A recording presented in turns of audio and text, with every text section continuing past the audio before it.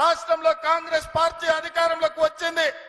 వికారాబాద్ వరకు ఎంఎంటీఎస్ రైలు రావాలన్నా, ఈ ప్రాంతానికి గోదావరి జలాలు రావాలన్నా, ఈ ప్రాంతంలో కృష్ణా నది జలాలతో మన పొలాలు తడవాలన్నా కేంద్రంలో కూడా కాంగ్రెస్ అధికారంలోకి రావాలి.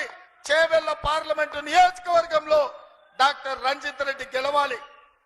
ఇదే కాదు, ఈ రోజు ఈ ప్రాంతంలో ఉన్న సమస్యలు వికారాబాద్ శాటిలైట్ సిటీ కావచ్చు, వికారాబాద్ ఎంఎంటీఎస్ రైలు కావచ్చు, మన ప్రాంత అభివృద్ధి అర్ధాంతరంగా ఆగిపోయింది. మన వికారాబాద్ అనంతగిరి కొండల్లో పుట్టిన మూసీ నది నల్గొండ జిల్లా వరకు వెళ్తుంది. ఇవాళ పచ్చని పంటలకు ఉండాల్సిన మూసి ఈ రోజు కాలుష్యమై ఈ రోజు నరక కూపంగా తయారైంది.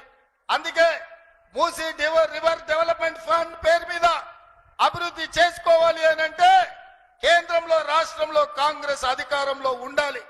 అందుకే మన ప్రాంత అభివృద్ధి కోసం, మన సమస్యల పరిష్కారం కోసం మనము ఈ రోజు కాంగ్రెస్ ను గెలిపించుకోవాలి.